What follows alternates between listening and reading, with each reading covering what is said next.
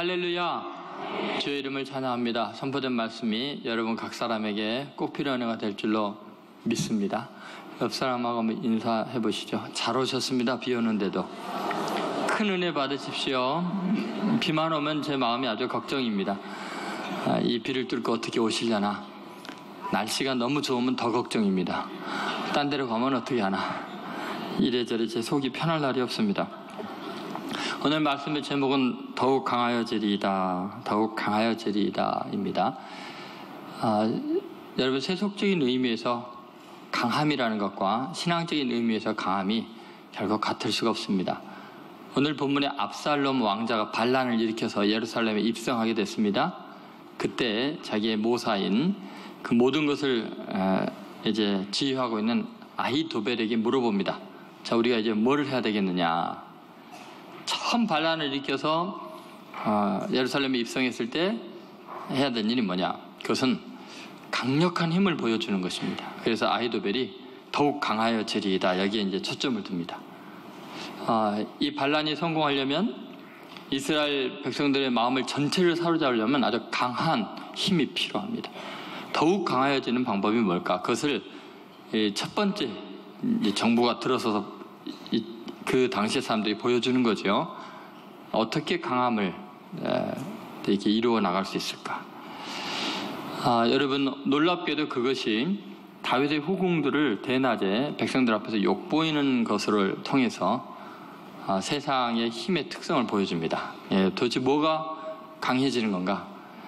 강력한 리더십은 어떤 것이고 세상을 움직이는 힘이 무엇인가를 그렇게 보여주고 있죠.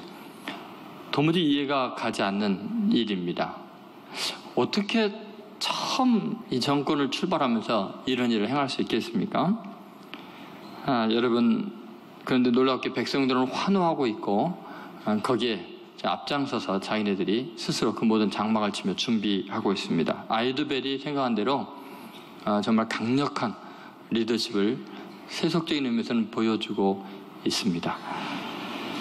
여러분, 우리는 세상의 힘이라는 것이 그렇게 정당하지 못하고 또 정말 상식 이하의 짓을 행하면서도 그것이 강함이고 권력이고 또 성공이라는 이름으로 이렇게 무모한 일이 진행되고 있다는 것을 잊지 않아야 됩니다. 그래서 세상의 힘의 특징이 뭔가, 세상 사람들이 더 강해지려고 하는 또 강해지는 방법이 뭔가를 오늘 통해서 우리가 거기에 합류되지 않도록 자신을 지킬 수 있도록 깨어 있어야 할 것입니다. 첫 번째, 세속적인 힘의 강함이라는 것은 복수심의 증오입니다. 한번 따라하세요. 복수심의 증오.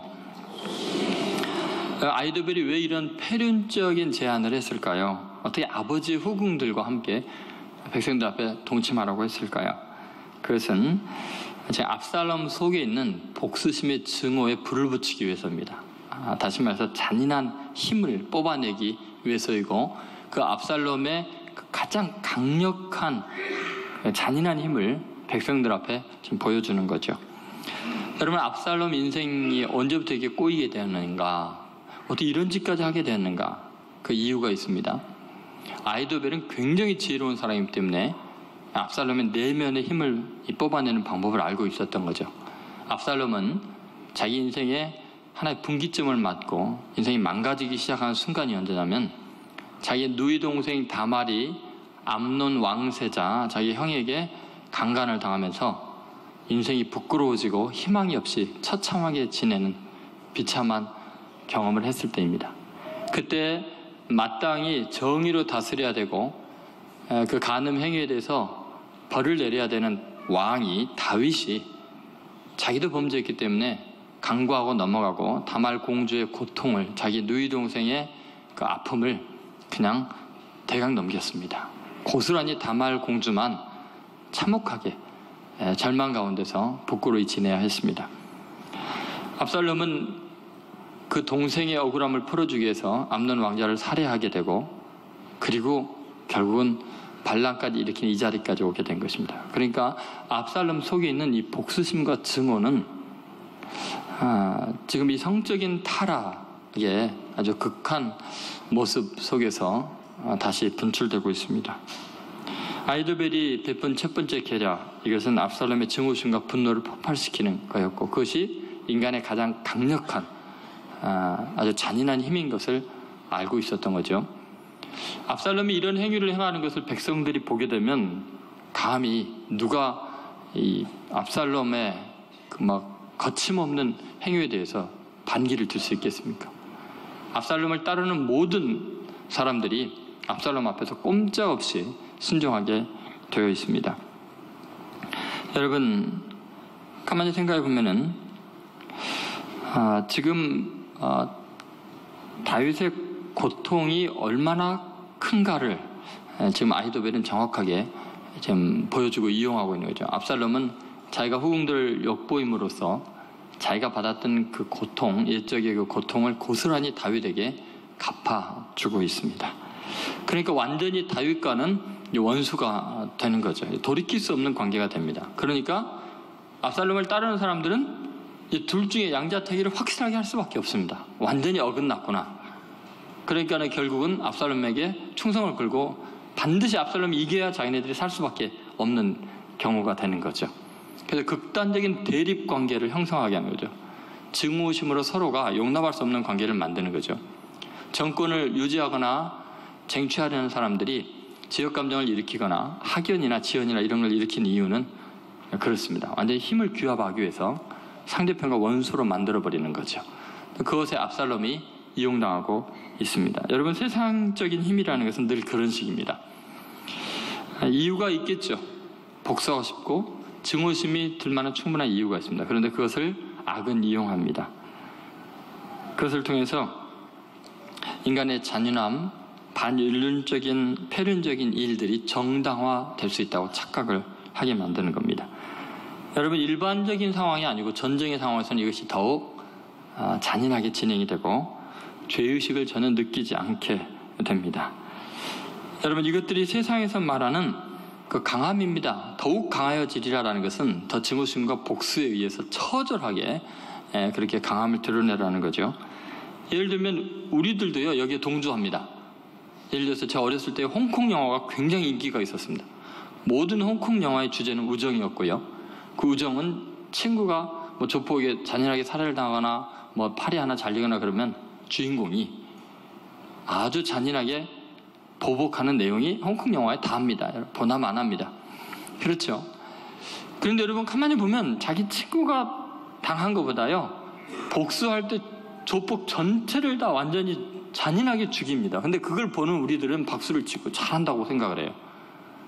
우리 속에 있는 이 악이 그대로 지금 동조하고 있는 모습이죠. 헐리우드 영화는 다른가요?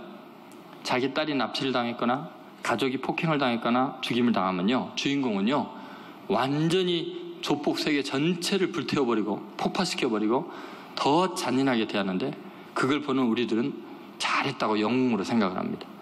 그럼 여러분 보세요. 우리 속에 있는 복수심과 증오, 그것을 우리는 정당화시키고 있습니다. 여러분, 그것이 강함이고 그것이 승리라고 생각을 합니다. 문제는 우리 인간의 내면 속에 있는 이 동일한 이 복수심과 증오심, 이것을 어떻게 다스리냐, 이 문제이죠. 크리스찬은 거기서 벗어날 것 같습니까? 우리는 용서하고 사랑할 것 같습니까? 내가 당하면 일이 달라집니다. 남이 당할 때는 용서하고 사랑하라 하고 복음을 외치지만, 내가 당하면 그때는 배나 더 악해지고 종교적인 이유까지 들여대면서 하나님의 정의를 실현한답시고 굉장히 잔인해진 걸 알 수 있습니다. 그것이 무수하게 보이는 기독교 역사입니다. 여러분, 예를 들어서 제가 그 의료선교팀과 함께 지난 금토에 그 이여수 예양원에 갔습니다. 의료선교 현장을 이제 보여주고 같이 기도하기 위해서였습니다. 예양원에서 손영환 목사님의 막내 아들이 유복자죠. 손영환 목사님은 돌아가셔서 장례식을 치르는 그 다음날인가 태어난 아들입니다. 그분이 여러 가지 설명을 때 큰 은혜를 받았습니다. 손영환 목사님의 큰 사랑에 대해서. 근데 이런 질문을 던지더라고요. 손영환 목사님의 아들인 동신 자기 형을 죽인 그 원수를 손영환 목사님이 양자로 삼았습니다. 근데 안재선 씨죠. 그분이 어떻게 됐는지 여러분 궁금하지 않습니까? 라고 물어봅니다. 사실 저도 궁금했습니다. 아마 목사님이 됐거나 훌륭한 사람이 됐겠지라고 늘 생각은 하고 있었습니다. 그분의 이야기 듣고 충격을 받았습니다. 완전히 신앙을 잃어버렸고 하나님을 부인하고 알코올 중독에다가 폐인이 돼서 죽었습니다. 이유가 뭘까? 놀랍게도 아무도 그를 받아들이지 않았습니다. 그 교회에서, 그 동네에서 아무도 인정하지 않았습니다. 증오심과 미움으로 그 착한 동인과 동신을 죽인 빨갱이 앞잡이로 상종을 안 했습니다. 발붙일 곳이 없었습니다. 손양원 목사님을 통해서 받았던 하나님의 거룩한 사랑이 현실에서는 무참히 부인되고 있었고 거짓이 판명이 되었고 그것은 쇼인 것이 드러나고 있었습니다. 안재선 입장에서는 성경의 기록이 현실 속에서 그것이 동화나 이야기에 불과하다는 것이 입증이 되고 있었습니다. 살 길이 없으니까 자기 고향에 갔습니다. 고향 사람들이 빨갱이 왔다고 아무도 일자리도 안 주고 상종을 안 합니다. 제가 정확하게 그 수치는 모르겠습니다만 그때 그렇게 빨갱이 짓을 했던 한 700명 되는 사람이 안재선 혼자 남고 나머지 다 몰살당했습니다. 우익이 정권을 잡으면서 완전히 다 죽였습니다. 안재선 혼자 사니까 그것을 용납을 하겠습니까? 이 빨갱이 놈아 하면서 아무도 용납을 안 했습니다. 더 확신했습니다. 하나님이 안 계신 게 틀림없다. 손양원 목사님이 뭔가 쇼를 부린 거라고 생각했을 거예요. 손양원 목사님을 통해서 경험했던 하나님의 뜨거운 사랑과 용서와 구원의 감격은 현실 교회에서 예수 믿는 사람들 사이에서 대한민국이라는 자유 나라에서 거짓인 것이 입증이 됐습니다. 하나님을 믿고 싶어도 믿을 수가 없었습니다. 하나님을 사랑한다는 나라에서 교회에서 증오심과 복수심만 가득해 있었습니다. 십자가 사랑은 성경 속에나 있는 이야기였죠. 그래서 그는 술에 취하고 세상을 저주하면서 폐인이 되었고 손양원 목사님의 그 뜨거운 사랑은 헛된 것으로 끝나고 말았습니다. 그러니 아무도 안재선 씨 이야기를 말 못한 거죠. 한 사람의 피 흘리는 희생과 순교가 교회 공동체의 미성숙과 위선으로 인해서 무참히 헛되게 그렇게 멸시를 당했습니다. 초대교회는 그러지 않았습니다. 사울이라는 청년이 스데반 돌로 쳐 죽이고 예수 믿는 사람 잡아서 옥에 가두고 혈기가 등등해서 살기로만 가득한 사람입니다. 그 사람이 다메섹 도상에서 다메섹으로 가는 길에 예수 믿는 사람 잡아 죽이려 가다가 빛이신 예수님 만났습니다. 사랑한다고. 너는 이방인의 내 그 택한 그릇이다라고. 바울은요, 사울 청년은 절망했습니다. 자기가 예수를 핍박한 사람인 걸 알고는 죽으려고 했습니다. 식음을 전폐하고 눈이 멀고요. 그렇게 인생을 포기하고 있는데 예수님은 자기를 사랑한다고 하지만 살 용기가 안 났습니다. 그런데 자기가 잡아 죽이려고 했던 다메섹에서 아나니아라는 기독교 지도자가 와서 그를 끌어안고 내 형제 사울아, 사울아, 주께서 너를 축복하시고 눈을 뜨게 하신다. 너무 충격을 받았습니다. 그것은 기독교 공동체의 이상한 소문이라고만 생각했는데 현실 속에서 그 사랑을 경험하고 있습니다. 환상으로 봤던 예수님의 사랑이 공동체 속에서 실제로 피부로 느껴지는 겁니다. 자기는 죽였는데, 자기는 감옥에 잡으러 가고 있는데 증오심이 가득한데 그들은 사랑했고 용서했습니다. 그래도 역시 기독교 공동체가 다 용납할 수 있는 건 아니었습니다. 사울하면 일을 가는 사람이 많았고 자기의 부모들, 자식들이 감옥에 갇혀있거나 죽임당한 사람이 어찌 용납할 수 있겠습니까? 바나바라는 위대한 초대교회 존경받는 인물이 이 사울이라는 청년의 보호자가 되었습니다. 어디든지 가서 데리고 가서 이 사람 진짜 변한 사람이라고, 하나님의 착한 사람이라고 격려했습니다. 나중에 이 사울이라는 청년은 혈기가 등등해서 바나바에까지 대들고 못되게 굴었습니다. 그래도 바나바는 그를 품어줬고 사랑했습니다. 그래서 살인마였고 잔인했던 사울이라는 청년이 사도 바울로 거듭나고 인류 역사상 가장 급진적이고 위대한 복음의 증인이 되고 성경을 쓰고 인류 역사를 바꾸는 하나님의 나라가 이 땅 가운데 이루어지는 기적이 일어난 거죠. 여러분, 성경에 나오는 하나님의 마음 예수 그리스도의 세계는 복수의 증오심보다 사랑과 용서의 힘이 더 큼을 우리에게 보여주고 있습니다. 종교개혁이라는 것은 바로 그런 것입니다. 세상에 다른 힘을 보여주는 겁니다. 세상 사람들은 무엇을 강하다고 생각하고 있나요? 이에는 이, 눈은 눈으로, 아니 그보다 더 잔인하게 우리의 힘을 보여줘야 원수가 꼼짝 못한다고 생각을 합니다. 그러나 여러분, 그리스도인은 그래서는 안 됩니다. 죄는 반드시 죄로 인정이 되고 심판을 받아야 되지만 심판 이후에는 용서와 무한한 사랑이 그 뒤를 감당해야 합니다. 교회에서 많은 일들이 있을 수 있습니다. 여러분의 삶의 현장과 가정과 직장에서 우리는 무수한 복수심과 증오심에 사로잡힌 일들을 매일 경험합니다. 그러나 우리는 그보다 더 위대한 힘으로 세상을 바꿀 수 있습니다. 이길 수 있습니다. 그것은 용서와 사랑의 힘이고 그것이 십자가의 복음이죠. 오늘부터 여러분, 세상의 진정한 힘이 무엇인지 보여주는 여러분 되시기 바랍니다. 세상의 복수심과 증오심보다 더 강력한 용서와 사랑의 힘으로 승리하는 여러분 되시기를 주의 이름으로 소원합니다. 두 번째, 아히도벨이 보여주는 가장 강력한 힘은 무리의 인기였습니다. 대중의 인기였습니다. 여러분, 지금 같은 매스미디어 시대에서는 더 이것이 입증이 되고 있죠. 얼마나 많은 팔로워가 있는가에 따라서 SNS나 TV나 또 많은 신문지상에서 사람들이 열광하고 호응하고 기뻐하면 많은 사람들이 모이고 보면 그것이 돈을 창출하고 권력을 만들고 정권을 만들기도 합니다. 그래서 많은 사람들이 힘이 대중에게서 나오고 무리에서 나오는 걸 압니다. 그래서 대중을 기쁘게 하고 무리를 즐겁게 하기 위해서 여러 가지 방법을 씁니다. 여러분, 그러나 한번 잘 생각해 보시죠.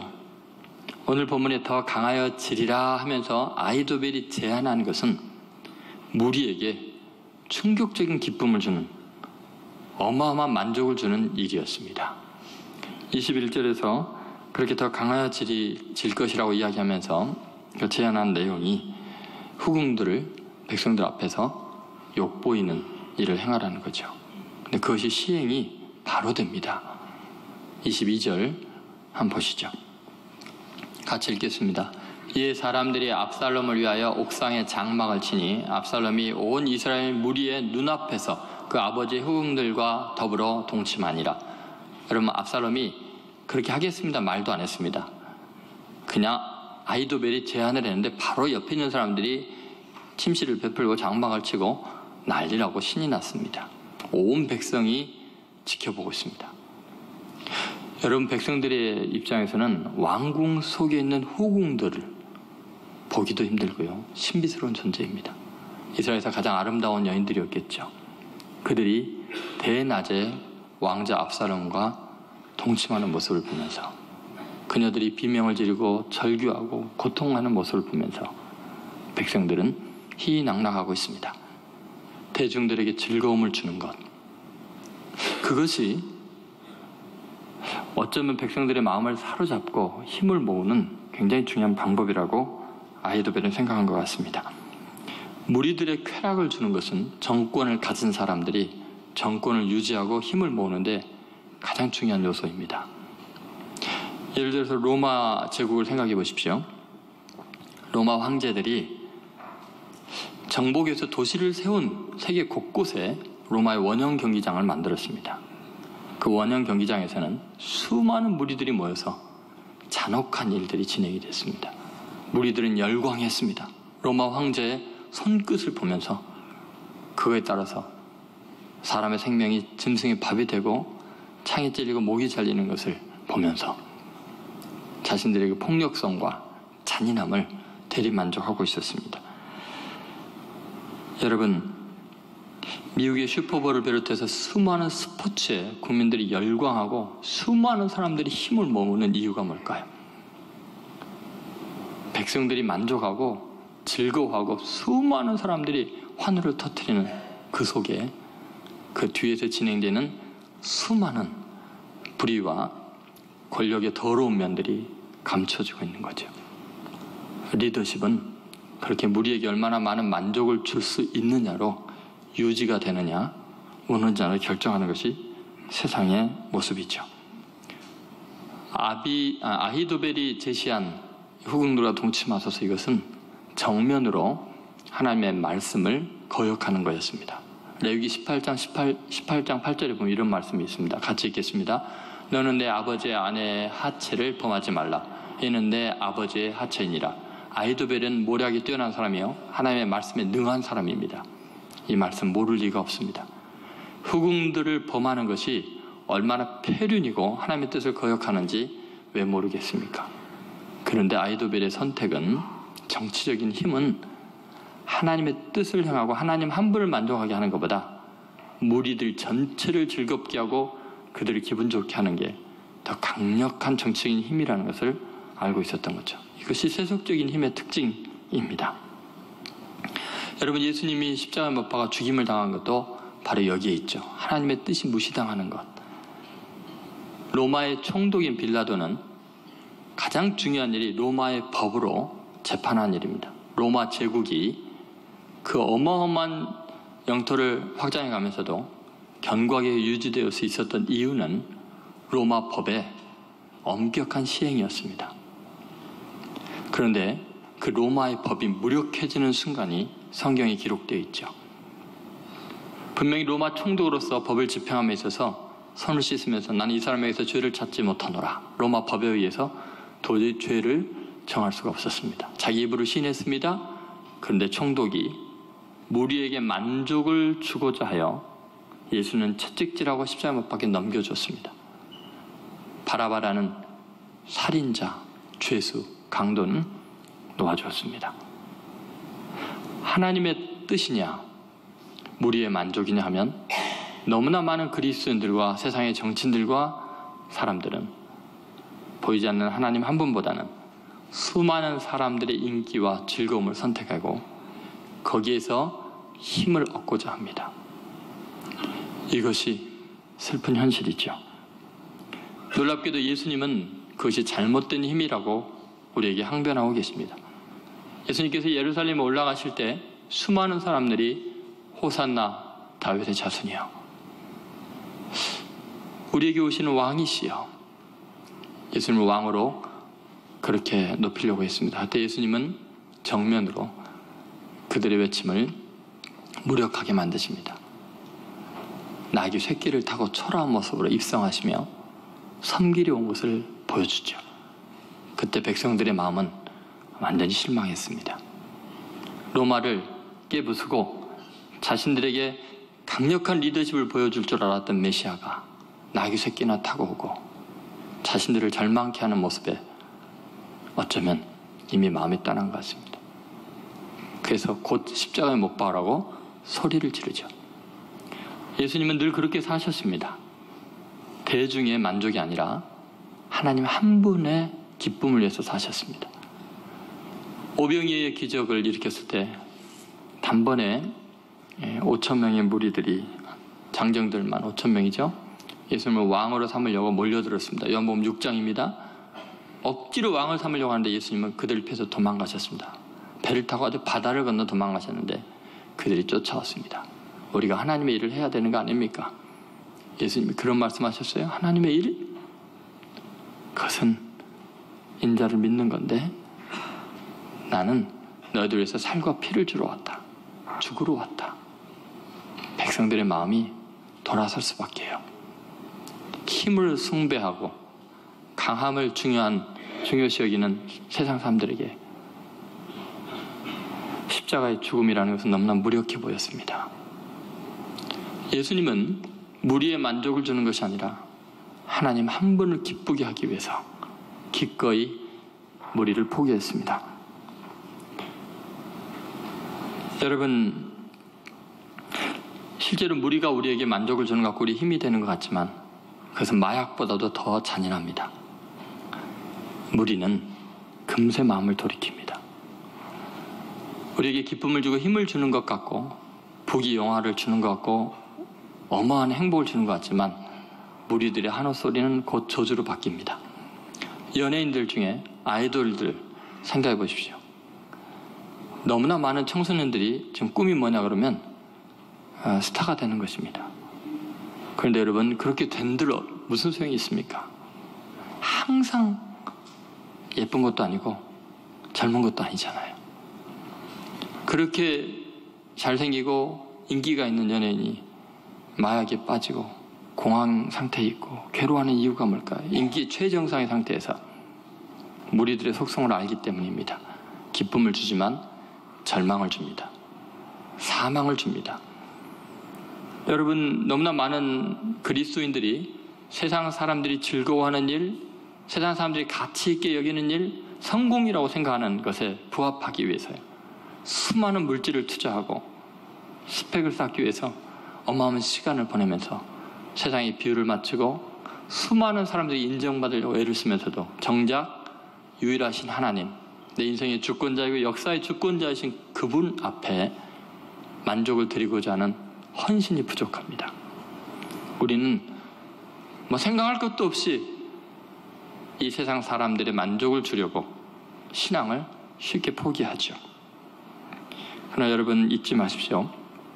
우리를 향해서 환호하고 소리 지르는 사람들, 잘했다고 박수치고 칭찬하는 사람들이 우리의 죽음을 갈망하고 있고 우리가 죽으면 더 박수칠 수도 있습니다.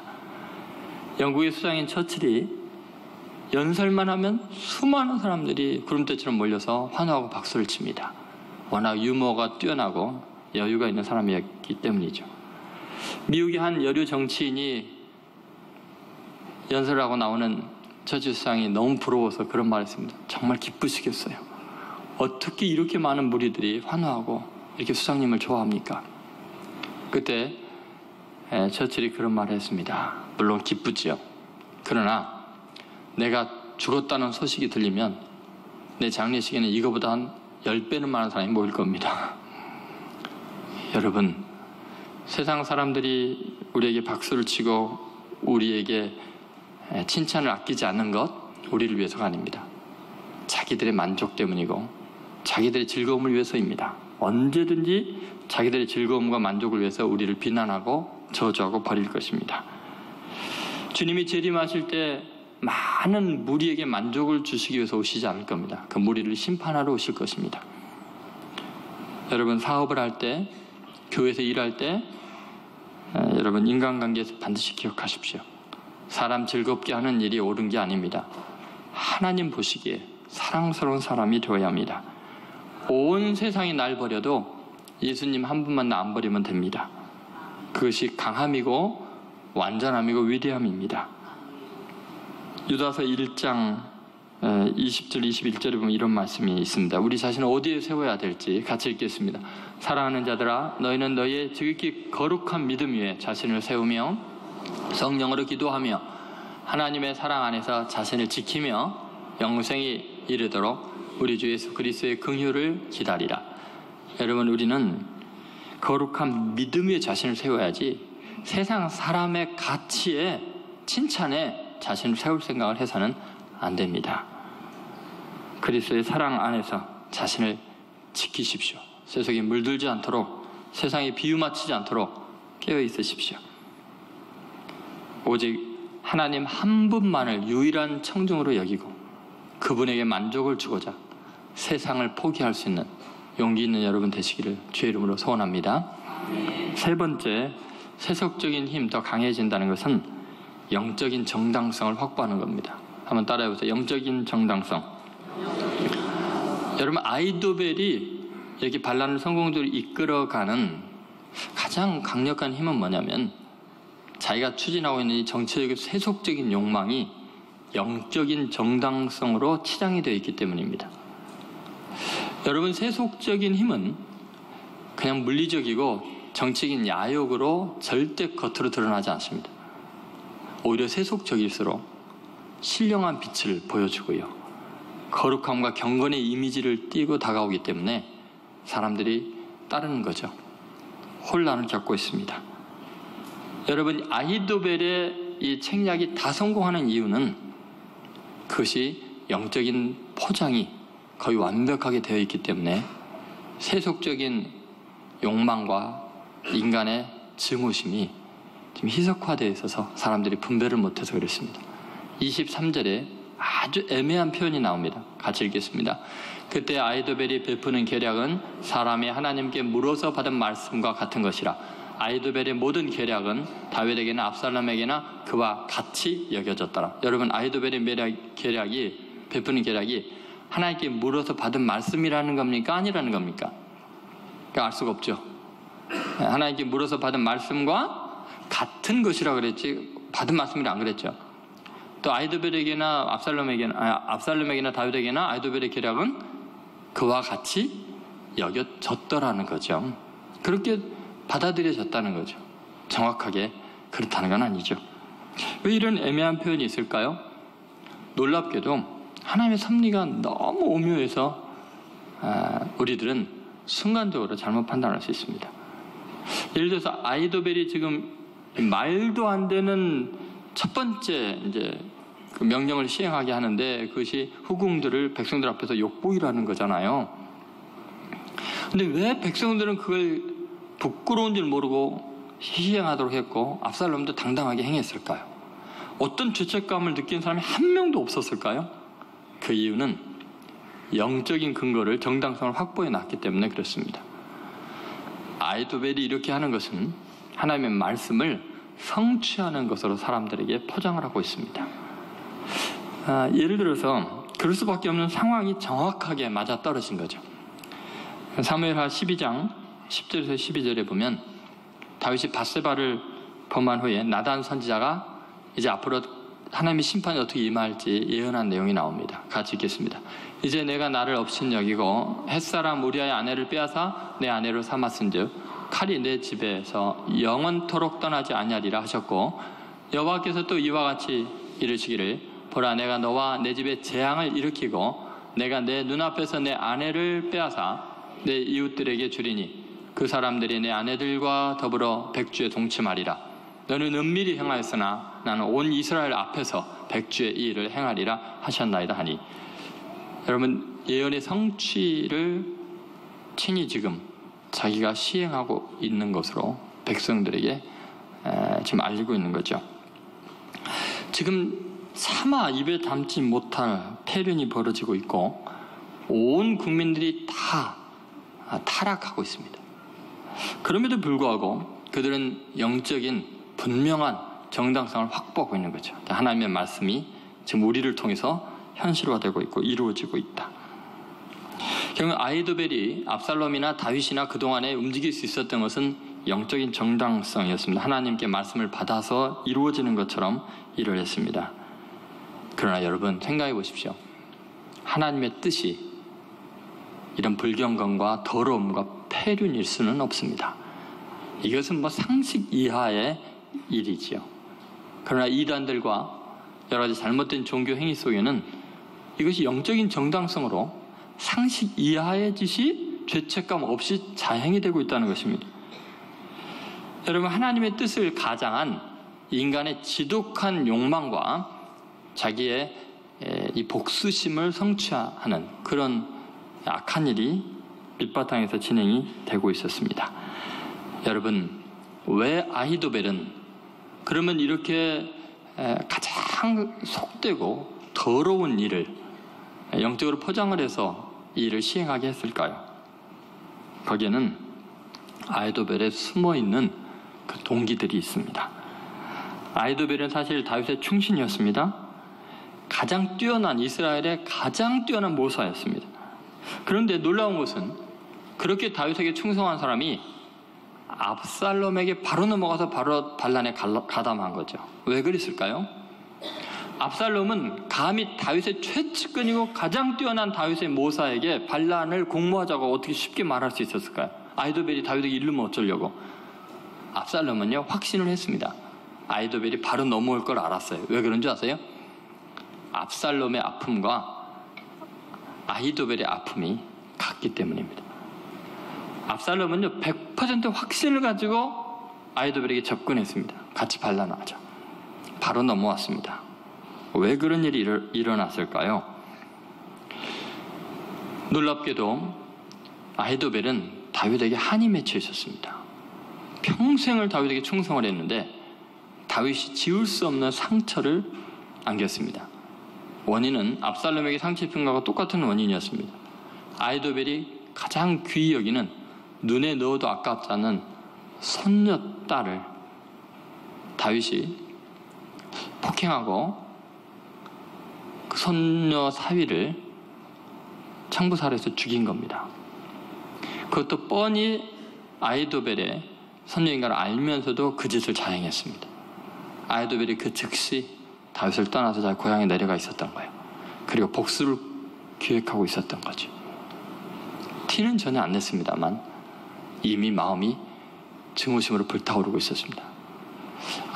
압살롬은 자기가 그런 아픔을 겪었기 때문에 아히도벨의 증오심을 이해를 하고 있었던 거죠. 도대체 제가 무슨 말을 하고 있는지 여러분이 의아해 하실 텐데 눈치채셨죠? 밧세바가 아히도벨의 손녀딸입니다. 어떻게 알 수 있느냐? 사무엘하 11장 3절에 보면 다윗이 이제 밧세바를 불러오기 전에 사람들이 저 여자 누구냐고 물어보는 내용이죠. 그때 사람들이 대답을 보면은 알 수 있습니다. 같이 읽겠습니다. 다윗이 사람을 보내 그 여인을 알아보게 하였더니 그가 아뢰되 그는 엘리암의 딸이요 햇사람 우리아의 아내 밧세바가 아니니이까. 자, 사람을 보내서 여인을 알아보게 했으면 사람들이 와서 이렇게 말해야 됩니다. 밧세바의 아내, 우리아의 아내 밧세바입니다. 이래야 되는데 이 사람들이 강조하는 게 있습니다. 그게 뭐냐면 그는 엘리암의 딸이요 햇사람 우리아의 아내 밧세바입니다가 아니라 뭐요? 밧세바가 아니니까 이 말이에요. 누구냐 그랬더니 밧세바입니다 하면 되는데 밧세바가 아니니까 이 말은 무슨 말이에요? 왕이시여 정신 차리세요. 지금 그 여자가 누군데 지금 그 생각을 하십니까? 그런 말이 지금. 왜냐? 엘리암이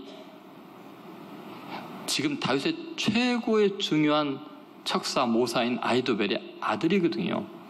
지금 그걸 강조하고 있는 거예요. 정신 차리라는 거예요. 그걸 어떻게 알 수 있을까요?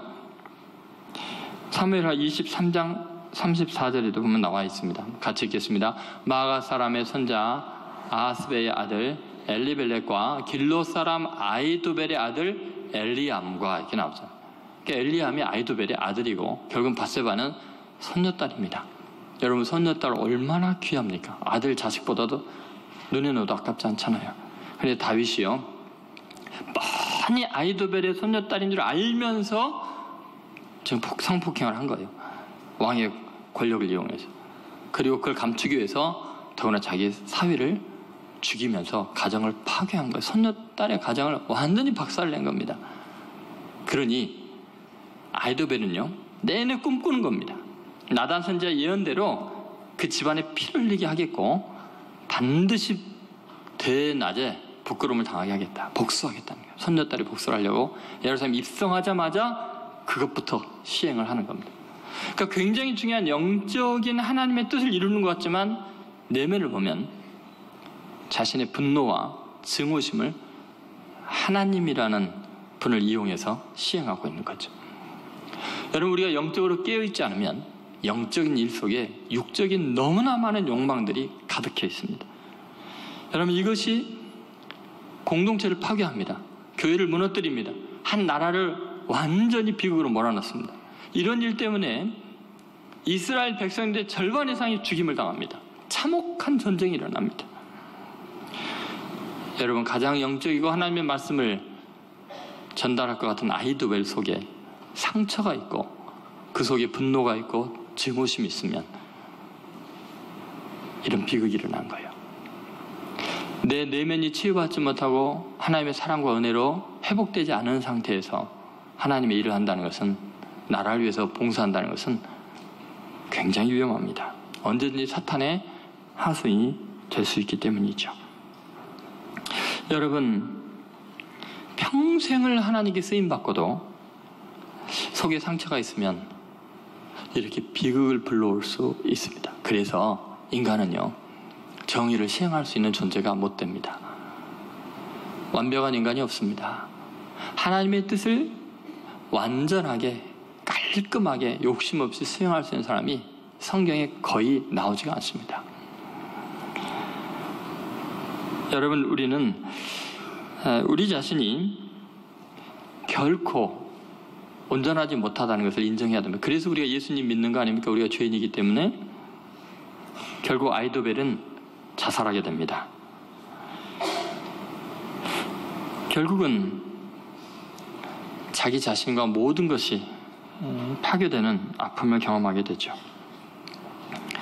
여러분, 지금 다윗을 정죄하고 분리하는 일이 하나님의 뜻을 시행한다고 하면서도 이렇게까지 악의 노예가 될 수 있다는 것, 무서운 일입니다. 야고보서 4장 12절에 보면 이런 말씀이 있습니다. 같이 읽겠습니다. 입법자와 재판관은 오직 한 분이시니 능히 구원하시기도 하시며 멸하기도 하시느니라. 너는 누구에게 이웃을 판단하느냐? 여러분, 우리가 이웃을 판단할 때는 이유가 있어서요. 피해를 당했거나 억울한 일을 당했기 때문이죠. 그러나 여러분, 우리가 피해자이기 때문에 입법자는 아니에요. 법을 만들 수 있는 거 아니에요. 내가 피해자이기 때문에 재판관이라고 착각해서는 안 됩니다. 여러분, 이 시대의 아픔이 뭐냐면 한두 가지 피해자이면 만사에 자기가 재판관이라고 착각을 합니다. 자기가 법을 만들어 간다고 착각을 합니다. 더구나 시행자가 될 수 있다고 생각합니다. 여러분, 피해자는 피해자일 뿐이지 집행자가 아닙니다. 재판관도 아닙니다. 우리 민족의 아픔과 비극이 어디 있느냐? 왜 교회 공동체가 파괴가 되고 있느냐? 전부 다 상처가 있기 때문이겠죠. 그리고 그 시행자가 되고 재판관이 돼서 자기가 하나님의 정의를 시행한다고 하면서도 실제로는 자기 속에 있는 욕심을 지금 쟁취하려고 하는 거죠. 로마서 2장 1절에 주님이 이렇게 말씀하셨습니다. 같이 있습니다. 그러므로 남을 판단하는 사람아, 누구를 막론하고 내가 핑계하지 못할 것은 남을 판단하는 것으로 너가 너를 정죄함이니 판단하는 내가 같은 일을 행함이니라. 여러분, 우리가 남을 판단하는 것, 같은 일을 행하면 훌륭한 겁니다. 놀랍게 인간은 내가 판단하는 그 사람, 정죄하는 그 사람보다 100배, 1000배, 10,000배는 더 악한 짓을 합니다. 그리고도 죄의식이 없습니다. 왜냐하면 정의를 시행하고 있다고 착각을 하기 때문이죠. 여러분, 생각해 보세요. 다윗이 악합니까? 압살롬이 악합니까? 여러분, 아히도벨이 악합니까? 다윗이 악합니까? 누가 더 더럽고 누가 더 추합니까? 누가 누구를 손가락질할 수 있겠습니까? 정의를 시행한다는 자들이 죄를 지은 사람보다 더 잔인해져 있고 더 추해져 있고 더 악해져 있습니다. 이게 인간의 수준입니다. 예외가 없습니다.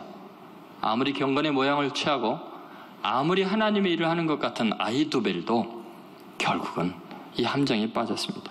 그러니까 인간은 심판자가 아닙니다. 피해자이면 하나님께 기도할 뿐입니다. 은혜를 구해야 됩니다. 예수님께서 우리에게 보여주신 놀라운 은혜가 무엇입니까? 바로 이 사슬을 끊어주신 것입니다. 이 증오심과 복수심과 분노를 그 십자가에 다 받으신 거죠. 그리고 용서와 사랑의 위대한 힘을 인류 가운데 나타내셨습니다.